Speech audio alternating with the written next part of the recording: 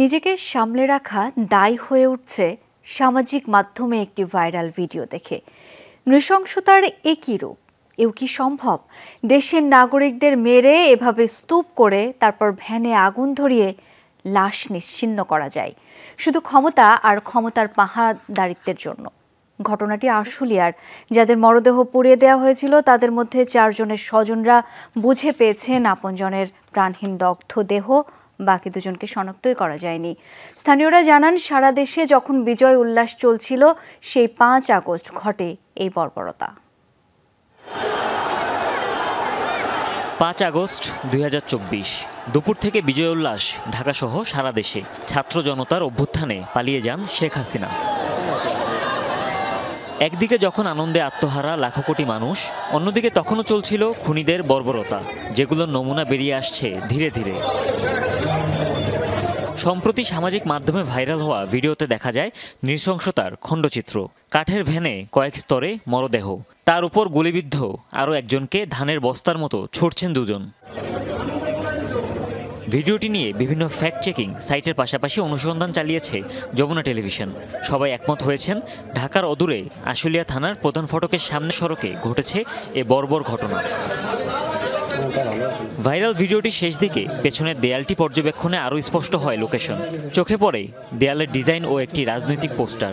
সরেজমিনে দেখা যায় আশুলিয়া থানার পেছনে একটি প্লটের নিরাপত্তা প্রাচীর এটি। স্থানীয়রা নিশ্চিত করেন ঘটনাটি 5 আগস্ট বিকেলের। একটা লাশের গাড়ি ছিল দোকানের সামনে, পরে ওই গাড়িতে আগুন দিয়ে দিছে। আগুন দেওয়ার পরে মনে করেন আমরা তো আর এখানে ছিলাম না, ছিলাম বাসা, এদিক তো আসতেই পারিনি। রিপোর্ট লিখে আসলাম, এখান থেকে আমার আসতে দেয় না, এনে বস্তা দিয়ে বেড়া দিয়ে এটা পিস্তল বন্দুক ধরে রাখছে। জানা যায় ভ্যানে মোট আন্দোলনরত ছাত্র জনতার 6টি মরদেহ তোলা হয়। শনিবার বিকেল পর্যন্ত পরিচয় পাওয়া গেছে 4 জনের। তারা হলেন সাজ্জাদ হোসেন সজল, তানজিল আহমেদ সুজয়, বাইজিদ ও সবরু হুমায়ুন।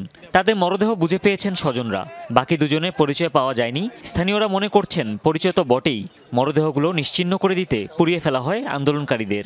এই গুলিতে 6 জনে মারে এবং ভ্যান দিয়ে লাশ নিয়ে এসে এখানে পেট্রোল দিয়ে জ্বালাই দেয় আর কি।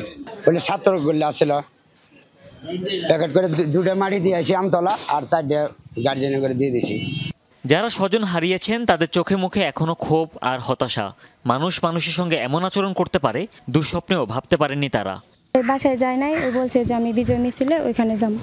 পরে ওই মিছিলিতে গেছিল, তারপরে থেকে ওর ফোন অফ করে ওই দিনকে সারাদিন ফোন দিছি, ওর ফোন বন্ধ, ফোনে পাওয়া যায় নাই। তারপরের দিন লাশ পাওয়া গেছে ওখান থেকে, ওই থানা থেকেই আমার কাছে ফোন ছিল। এই ভিডিও যারা দেখেছেন তারা কেউ বিশ্বাস করতে পারছেন না নিজের চোখকে। এই বিষয়ে থানা বা পুলিশের কোনো বক্তব্য পাওয়া যায়নি। হুমায়ুন রশিদ, যমুনা নিউজ।